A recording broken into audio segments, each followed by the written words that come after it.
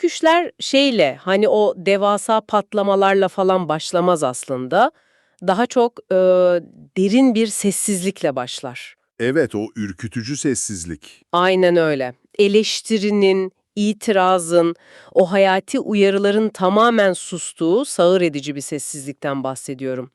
Düşünsene, senin için hazırladığımız bu yeni derinlemesine incelemeye başlarken şunu sormak istiyorum.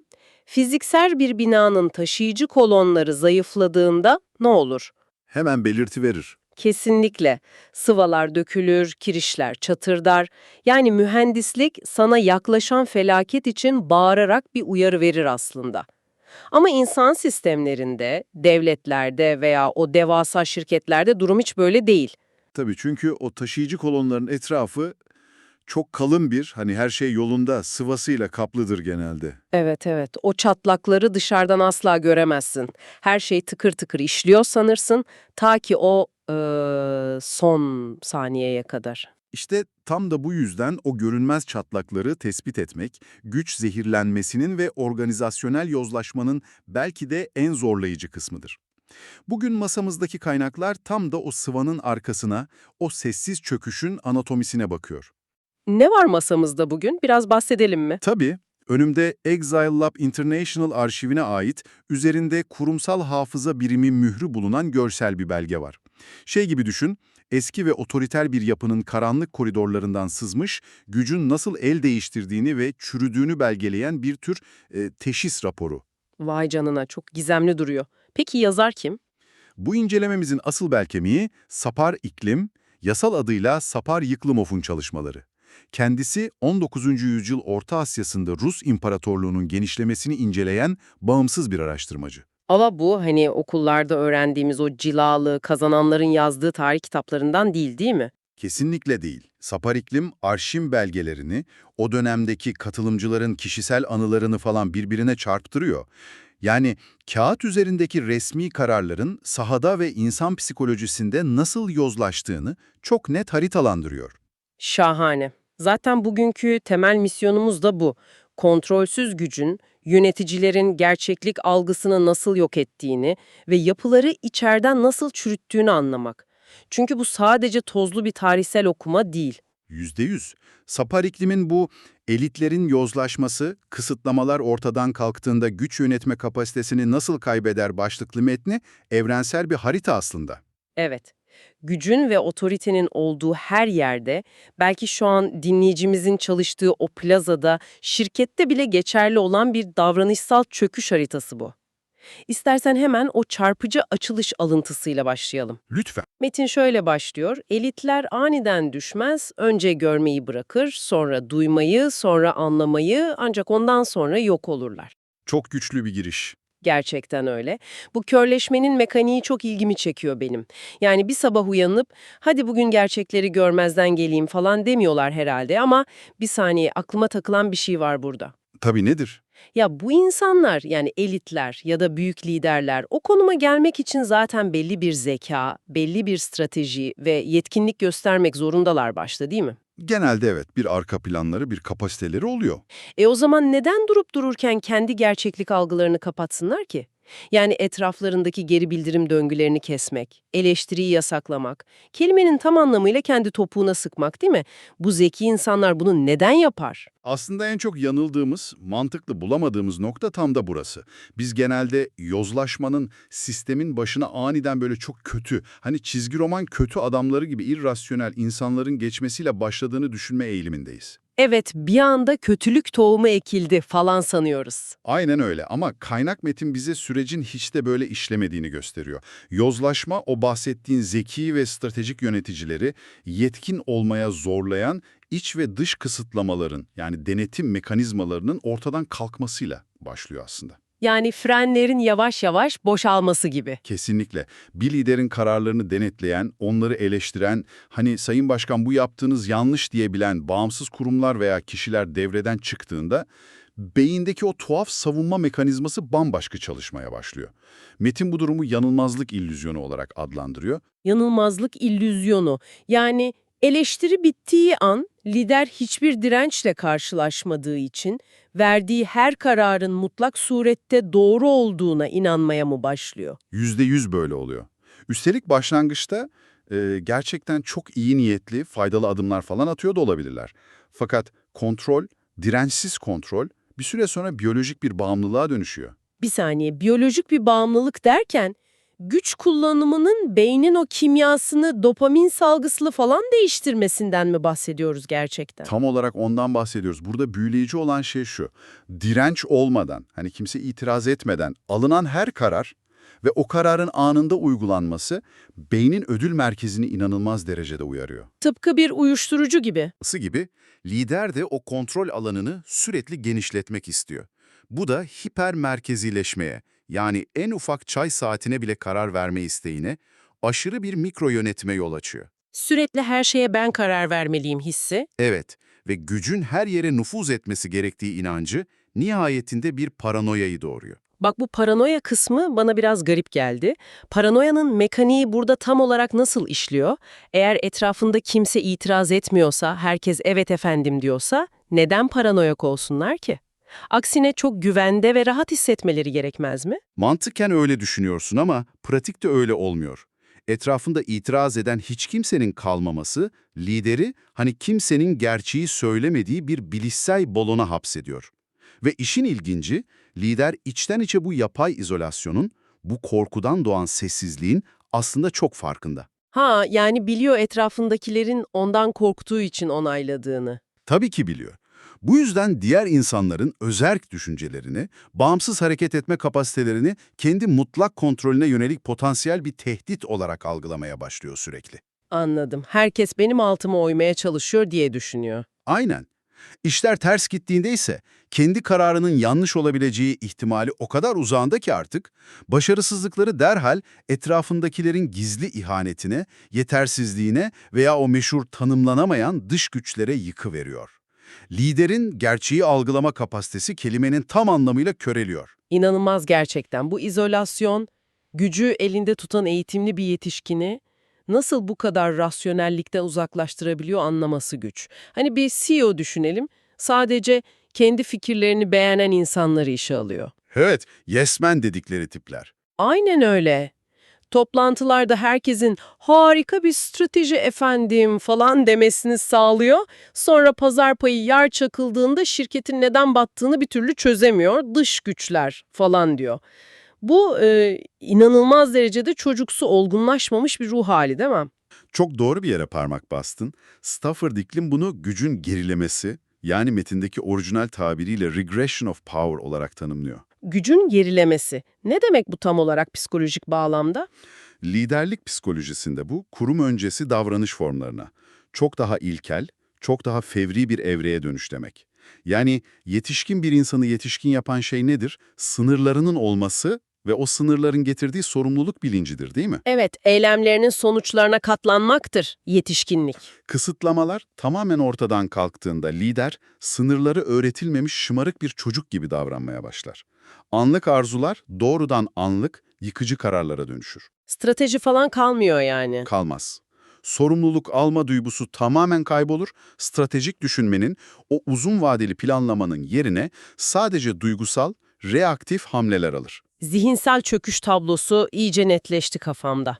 Lider bir nevi kendi yankı odasında, o balonda kayboluyor. Ama beni asıl düşündüren kısım şu, hadi liderin beyni gerçekliğe kapandı, her şeyi mikro düzeyde yönetmeye çalışan ama çocuksu duygularla kararlar alan biri haline geldi. Peki bu mantıksız kararlar sahada nasıl uygulanıyor? İşte yozlaşma oradan itibaren kurumsal bedene yayılıyor. Yani lider her yere bedenen yetişemeyeceğine göre devletin veya şirketin kollarına bacaklarına ne oluyor da bu absürt emirler tıkır tıkır yürürlüğe giriyor onu merak ediyorum. Zihin çöktükten sonra bu hastalık çok doğal olarak organizasyonun fizyolojisine, yani o kollara ve bacaklara yayılıyor senin tabirinle. Elitler kontrol tekelini korumak için kendilerini sınırlandırabilecek o bağımsız güç merkezlerini sistematik olarak zayıflatıyorlar. Bağımsız kurumlar derken nereleri kastediyoruz? Devlet düzeyinde bakarsak mahkemeler, parlamentolar, özgür medya, meslek odaları, yerel yönetimler falan. Şirketse de denetim kurulları, insan kaynakları, bağımsız teftiş kurulları. Aynen öyle. Bunların hepsi kendi başlarına karar alma yetisine sahip oldukları için birer tehdit olarak görülüyor. Bu bağımsız yapıları zayıflattıkça o kurumların içine kendi anlık emirlerini sorgusuz sualsiz yerine getirecek yepyeni bir ağ örmeleri gerekiyor. Ve bu da bizi sistemi ayakta tutan asıl ana unsura, yani insan kaynağı problemine getiriyor. O kurumların içindeki yılların uzmanlarına, liyakatli insanlara ne oluyor bu süreçte? Asıl yıkıcı darbe burada vuruluyor zaten. Saper iklimin araştırmasındaki şu tespit, kurumsal yozlaşmanın kalbine iniyor resmen. Diyor ki, yetkin bir kişi tehlikelidir çünkü işlerin nasıl olması gerektiğini bilir. Sadık bir kişi ise güvenlidir çünkü ona ne söylenirse onu yapar. Vay canına. Yetkin bir kişi tehlikelidir. İşte burası gerçekten çok ilginçleşiyor. Kesinlikle. Liyakatin yerini sadakatin alması, zihinsel çöküşün kurumsal çöküşe dönüştüğü o asıl kırılma anıdır. Ama anlamadığım şey şu, yetkinlik neden bu kadar büyük bir tehlike olarak görülüyor ki? İyi çalışan, işini çok iyi bilen bir profesyonel sonuçta o liderin projesini veya o şirketin, devletin bekasını çok daha ileriye taşımaz mı? Mantıken liderin en çok ihtiyaç duyduğu şey o uzmandır aslında. Rasyonel bir dünyada ve uzun vadeli düşünüyorsan, evet, kesinlikle öyle.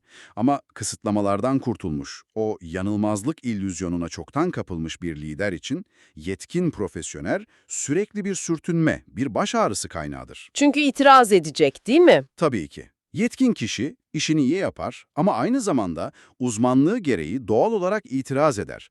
Riskleri söyler. Atıyorum, Sayın Başkan bu kanuna aykırı der ya da bu bütçeyle bu köprü asla yapılmaz der. Veya bu pazarlama stratejisi bizi seneye iflasa sürükler der. Aynen öyle.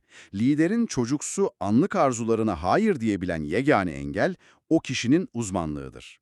Sadık biri ise sadece söylenene yapar. Bunun mantıklı olup olmadığını asla sorgulamaz. Yani amiyane tabirle vur dersen vurur, öl dersen ölür. Tam olarak o. Bunun doğal sonucu olarak işini yapamayan ama sürekli boyun eğenler hızla yükselirken gerçek profesyoneller o sistemi sessizce terk etmeye başlar. Kendi gemilerini ısıtmak için geminin o taşıyıcı tahtalarını yakan bir kaptan gibiler resmen. Üşüdükleri için yolcuların yattığı güverteyi falan söküp sobaya atıyorlar. Çok doğru bir benzetme. O anlık konfor için her şeyi feda ediyorlar. O an için bir ısınma, bir rahatlama sağlıyorlar belki. İtaat eden tayfayla falan kendilerini kamerada çok güvende hissediyorlar ama ufkun kaybolduğunu, geminin omurgasının zedelendiğini ve eninde sonunda su alıp denizin dibini boylayacağını nasıl göremiyorlar? Krizden krize savrulurken bu devasa sistemi sadece kuru bir sadakatle nasıl ayakta tutuyorlar? Tutamıyorlar işte. Gerçek şu ki hayatta kalma ve o anki iktidarı koruma takıntısı tüm stratejik planlamanın, geleceğe yatırım yapmanın tamamen önüne geçiyor. Yazar bu aşamayı kurumsal yamyamlık olarak adlandırıyor. Kurumsal yamyamlık, kendi kendini yeme durumu. Evet. Kurumlar artık halka hizmet eden veya bir vizyon üreten o eski mekanizmalar olmaktan tamamen çıkıyor.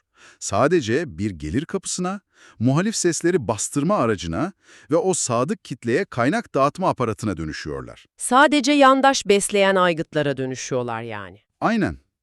Sapar iklimin metnindeki özet tablosunda kurumların nasıl kartondan bir yapıya dönüştüğüne dair detaylı bir analiz var mesela. Kartondan yapı derken kastettiği şey nedir? Hani işlevi tamamen durmuş bir vitrin falan mı? Tam olarak o. Şey gibi düşün, bir Hollywood film setindeki binaları hayal et. Ha, önden bakınca bina gibi duran ama arkası boş olanlar. Ta kendisi. Dışarıdan baktığında kapısı var, penceresi var, böyle tabelası parlıyor falan ama kapıyı açtığında arkası sadece tahta desteklerden ibaret, içi bomboş. Yani kurumların tabelası var ama içi boşaltılmış. Evet, bürokrasiden sorun çözmesi veya gerçek bir sonuç alması beklenmiyor artık. Sadece o kağıt işlerinin düzgün görünmesi isteniyor. Bürokrasi tiyatrosu oynanıyor bir nevi. Aynen öyle. Gerçek dünyada büyük krizler patlak verirken o kurumların içindeki sadık memurlar sadece formların doğru formatta doldurulup doldurulmadığına bakıyorlar. Form var, içerik yok. Mesela nasıl? Atıyorum, tarım tamamen çırpmış, çiftçi perişan olmuş olabilir ama bakanlıktaki o süslü evraklar hasadın mükemmel olduğunu gösteriyorsa bürokrasi görevini harika yapmış sayılıyor kendi dünyalarında. Şaka gibi. Stratejik ufuk yok oluyor, reform yapma becerisi sıfırlanıyor. Tamamen sıfırlanıyor.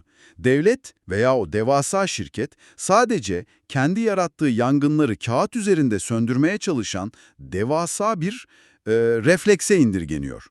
Peki, kurumların içi bu şekilde tamamen boşaltıldıysa, o kurumların asıl hizmet etmesi gereken sokaktaki insanı yani topluma ne oluyor? Senin verdiğin örnekten gidersek, o film setindeki binalar gerçek dünyadaki fırtınayı, yağmuru durduramaz ki. Durduramaz tabii. Metinde elitlerin halktan tamamen koptuğu bir aşamadan da bahsediliyor. Eğer lider paranoyaklaşmışsa ve kurumlar sadece kağıt üzerinde mış gibi işliyorsa, elitler dışarıdaki sokağın gerçeğini, o devasa yıkımı nasıl rasyonalize ediyorlar kendi kafalarında? İşte yozlaşmanın üçüncü ve geri dönüşü en zor olan aşaması burası. Toplumsal kopuş. Toplumsal kopuş. Evet. Kurumlar yamyamlaştıktan sonra elitler sadece psikolojik veya kurumsal olarak değil, fiziksel ve sosyal olarak da toplumdan tamamen ayrışıyorlar. En temel insan yetilerinden biri olan empati yitiriliyor, Empati tamamen buharlaşıyor yani. buharlaşıyor. Kaynak metin bu durumu çok net ve sarsıcı bir şekilde formüle etmiş. Diyor ki, hiç sırada beklememişseniz sıranın ne demek olduğunu bilemezsiniz. Vay be, gerçekten çok doğru.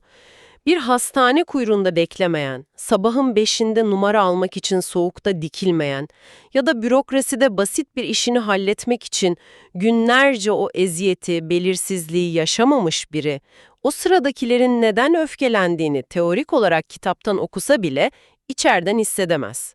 Hissedemezler. Çünkü o kuyruktaki insanlarla aynı evrende yaşamıyorlar artık. Kendileri için tamamen paralel bir gerçeklik inşa etmiş durumdalar. Paralel evrenler gibi. Kesinlikle. Yüksek güvenlikli duvarlı siteler, dışa tamamen kapalı özel okullar, onlara özel VIP hastaneler, hatta kendilerine tahsis edilmiş özel yollar, şeritler falan. Hayatın gerçek zorluklarına asla temas etmiyorlar. Asla.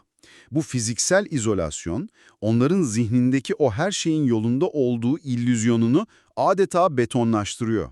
Kendi inşa ettikleri o steril, izole dünyada işler tıkır tıkır işliyordur gerçekten de. Dışarıdaki sistemin çöktüğüne, ekonominin veya adaletin iflas ettiğine dair haberler aldıklarında ne yapıyorlar biliyor musun? Ne yapıyorlar? Yok sayıyorlar herhalde. Yok saymanın da ötesinde bunun sadece abartılı bir şikayet, halkın nankörlüğü veya işte yine o dış güçlerin bir propagandası olduğunu düşünüyorlar içtenlikle. Bu izolasyon meselesini bir yere kadar anlayabiliyorum. Sonuçta gücün ve paranın getirdiği doğal bir balon bu. Ama metnin ilerleyen kısımlarında sadece bir kopuştan değil, resmen halka karşı duyulan bir nefretten ve çok derin bir küçümsemeden bahsediliyor. Evet, o çok karanlık bir aşama. Sanki başka bir gezegene taşınmışlar ama hala dünyadan kira toplamaya devam ediyorlar. Üstelik kiracının çatısı aktığı için gelip şikayet etmesini affedilmez bir küstahlık, bir vatan hainliği falan olarak görüyorlar. Bu kadar derin bir küçümseme sadece empati eksikliğinin ötesinde bambaşka bir şey. Nereden besleniyor bu nefret? Liderlerin ve o etrafındaki sadık elit tabakanın halkı küçümsemesi sadece basit bir kibir veya şımarıklık meselesi değil. Sapariklim'in analizi burada meselenin çok daha derin sosyolojik kökenine iniyor aslında. Bu küçümseme son derece tehlikeli bir psikolojik savunma mekanizması. Nasıl yani? Kendilerini mi savunuyorlar? Evet, zihinlerini koruyorlar. Elitler aslında o toplumu korkunç derecede sömürdükleri ve yüzyıllık kurumsal yapıyı mahvettikleri gerçeğiyle yüzleşmemek için çok sinsi bilişsel bir oyun oynuyorlar. Ne diyorlar kendi kendilerine? Şunu diyorlar, eğer bu insanlar tüm bunlara katlanıyorlarsa, ses çıkarmıyorlarsa demek ki bunu hak ediyorlardır. İnanılmaz. Yani kendi vicdanlarını rahatlatmak, gece rahat uyumak için doğrudan kurbanı suçluyorlar.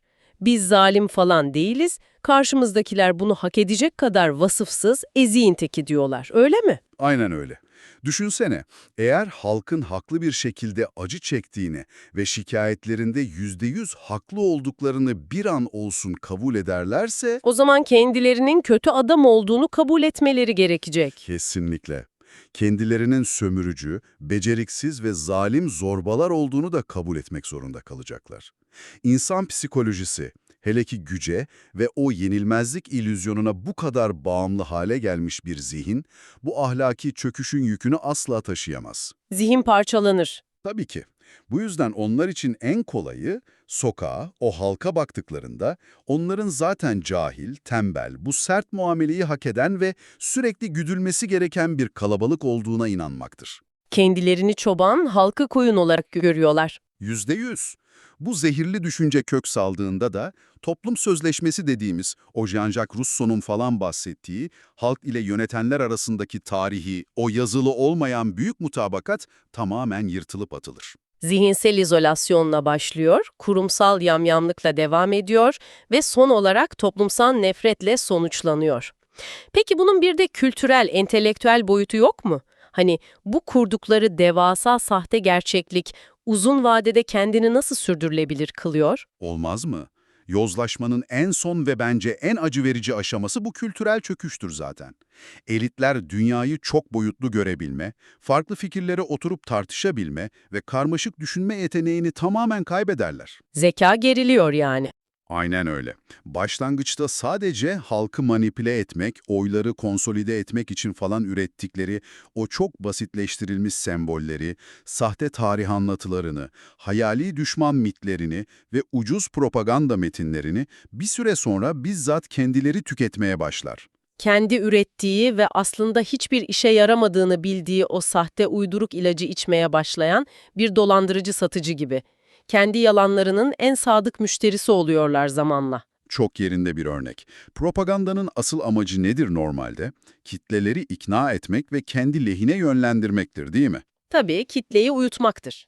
Ama elitler, itirazın sıfır olduğu o kapalı yankı odasında kendi yarattıkları sahte gerçekliğe o kadar yoğun bir şekilde maruz kalırlar ki, sonunda sistemin ne kadar kusursuz çalıştığına ve o ürettikleri sahte mitlere gerçekten kendileri inanmaya başlar. Trajikomik bir durum bu. Şudur artık. Çünkü hata yaptıklarına inanmıyorlar ki ders çıkarsınlar. Aynen öyle. Eleştiri mekanizması yoksa değişen çevresel şartlara adaptasyon da yoktur. Geriye sadece kendi yansımalarına, kendi aynalarına bakarak yaşadıkları o yavaş, acılı bir ölüm kalır. Tüm bu haritaya Sapar İklim'in anlattıklarına baktığımızda kurumların nasıl içinin boşaltıldığını ve o parlak zihinlerin nasıl körleştiğini çok net bir şekilde görüyoruz bence.